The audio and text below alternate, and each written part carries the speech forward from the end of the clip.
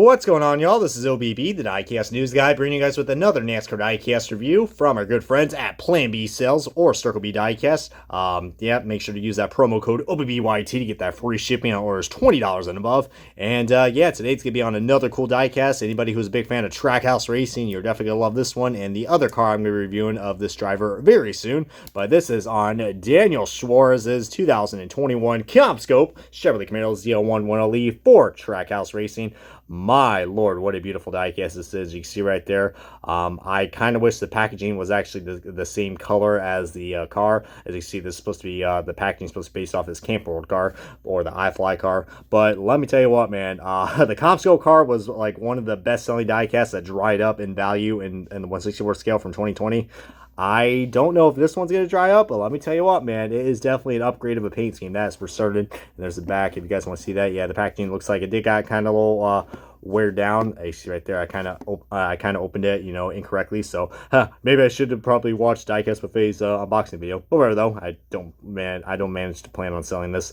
But anyways, without further me going ahead and seeing what else I can screw up in this review, let's go ahead and start the unboxing and official Diecast review of Daniel Suarez's 2021 Commscope car.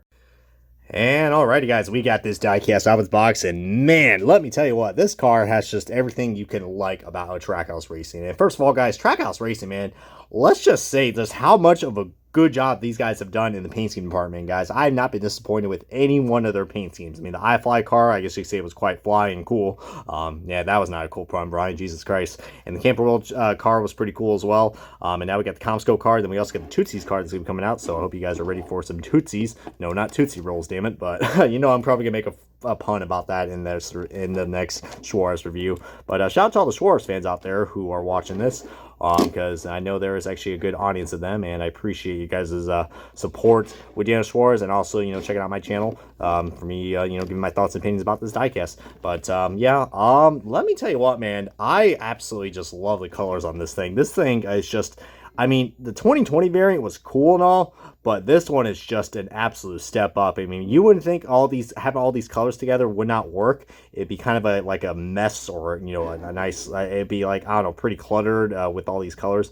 But it really works, man. I mean, I think for what I know, Commscope is basically what Aris was, or they got bought out by Aris, so I guess they have something to do with modems or something. But you get the now meets next, that's their motto. But I absolutely just love the color, and the gradients look pretty cool too. I'm usually nervous when it comes to gradients that Lionel does, because I know it's pretty hard to make, but and look at that Chevy logo right there. It's got some nice curvature to it, just like what was it, the last I think it was on the Corey LaJoie car that I reviewed. It kind of had the same, or it's the Garrett Smithley car, I believe. So yeah, seems like Lionel's quality control still has not been improved whatsoever, which sucks. But we got like some lines right here, and it kind of makes this car look like it has a texture, which is pretty cool, with a black hood. And then right here it fades down to, you see a little bit where these lines are. They still kind of, intermeet with a blue, and then it transitions to green. But that is a nice gradient, man. Usually, back to what I was saying, yeah, Lionel struggles to doing these gradients because they are kind of hard to do on a 164 scale. But heck, and then you see it. I just love the transitions, man. This car kind of looks like a rainbow in its own universe, if you know what I mean. Because it goes from green to blue, and then it transitions very nicely with purple. I mean, you do see a little purple line right there that does look kind of random, but it's not too protruding. This car, man, just looks so cool, and I like how they put the logo right there. Now meets next. And then it transitions from like, it basically, the front of the car is basically all cool colors, and then it transitions to like very warm and vibrant colors. I also do love the bright 99 orange on top. That is a nice feature. I love I'm really growing onto this font, man. I really like that 99 font. I mean, I'm a big Carl Edwards fan, so of course I do like 99, but this font, man, I'm really it's starting to grow on me, even though it's been like a year or two now since we've had, this font with Trackhouse. And then Camper World logo, and look at this, we got some other sponsors, Chevy. Look at that, we got GoPro, man. Now I didn't even know GoPro was was a sponsor of them, so I would kill to have a GoPro car. That'd be cool. We got Ruckus. Commscope logo looks like, oh, what happened to that O right there? It looks like that O is almost, it looks like it was just about to be cut off, but let me tell you what, man, we probably had ourselves, a 2C situation right there, so it'd be scope. But luckily though, it's not too much cut off. We do got a paint chip right there where these lines are, but, standard Lionel quality control.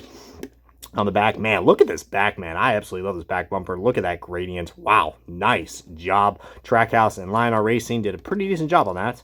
We got Commscope with some more air bubbles and looks like paint chips as well. And we got ourselves yet another gap on the freaking back on the back of this windshield. So look at that, guys. That is some, yeah, that's some nice placement right there. It looks like it's even cockeyed it too. My lord. I think whoever decided to put this car together in the EL factory, guess was probably not sober. And this side should be the same as the other side, but with quality issues, it probably isn't.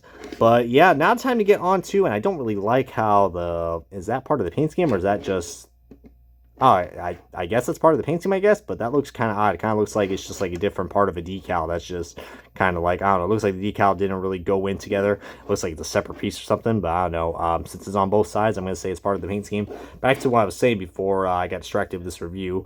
You know, there's a lot of distractions when you get a Lionel diecast for $10 and it has quality issues, but hey, you know, I shouldn't complain, but I'm used to it. Yeah, Daniel Suarez, actually, this is one of his primaries, along with his Camping World car that he's mostly drove in. Drove in that nice grammar, Brian. And what grade am I in? Just kidding. Yeah, I think he drove this car for like 11 races, and he nearly had a shot of winning the Daytona night race. I think it was kind of like what I just mentioned in the Corey LaJoie Built Bar review. Yeah, Suarez was actually running pretty well, and he had a shot of winning that race. And all I can say is, man, I mean, Daniel Suarez, I got a feeling he's going to win a lot more stages this year, and I think he's finally going to crack that first win. I feel like that Trackhouse is on to something, and now with the addition of Ross Chastain, I got a feeling that maybe this team is finally going to get something done. Now, the million-dollar question today is, who is going to get the win for Trackhouse first? Ross Chastain or Daniel Suarez? I mean, Ross almost won the Las Vegas race in the Cup Series for this year, but since Suarez has a lot more experience with this team, who knows, man? Who knows? But I got a feeling both these guys were good. Will be doing well very soon, especially with the speedways. Because hey, they were pretty fast in speed weeks for Daytona. They were. I mean, they were. You know, in the I guess both of them were in the top qualifying spots. However, they were in the second round of qualifying. So Trackhouse has got some speed, man. But we just got to see how they're going to execute in the results. And so far, it's been pretty decent so far. But let me tell you what, man. This is such a cool looking paint scheme. But now time to do the side-by-side comparison of the Commscope car from 2020, which is pretty much dried up, and good luck trying to find it. But you can see we definitely do got a big difference in the paint scheme. And don't get me wrong, I do like the paint scheme on both of them. But oh yeah, who can't forget that? If you guys saw my review on this car, you can see the window banner looks like it's just like someone just like, I don't know, left their finger in too long. And yeah, I'm just not gonna say too much about there. That sounds pretty wrong, Brian. But but yeah, I mean, if you guys like your Toyotas, you're going to love the Daniel Suarez car. But you see right there, I mean, the color combinations are still there, but they're kind of like mixed around, if you know what I mean. So you see the green is mostly right here in the front compared to like right here in 2020, which you can clearly see where it is. There's a lot more green on this compared to the 2021 car. And there's a lot less purple on this compared to the 2021 car, which is a lot more purple. But I think it's balanced out a lot more well. But both are great additions. I recommend getting both, especially if you guys can find the Commscope car. But I don't know. There's something about this. I just feel like the 2020 version just looks pretty dated, to be honest with you guys. It just looks so dated, and it looks like a car that you can find from 2013 or 2014. Just, it has that paint scheme feel, you know, where it's just like, yeah, it just, the scheme really dated very quickly within just a year or two of a lifespan. But this one right here is very modern and very fresh. And as far as I know, I think they are keeping the scheme for 2022, as far as I know, which I believe you can also pre-order this as well with Circle B Diecast. Use that promo code OpenBYT to get the free shipping.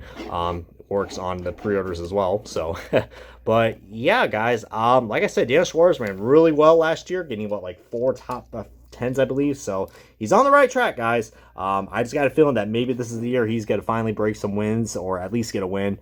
He's getting there, man. He is absolutely getting there. I mean, I know people want to criticize on him, but you know, he's been having like, I don't know, he's been one of those drivers that just moves around a different team until he can find something, and I just got a feeling that Trackhouse is going to be with this guy for quite a while, because I do see the potential in Daniel Suarez in Trackhouse, in Ross Chastain, but we'll see how things will go from there.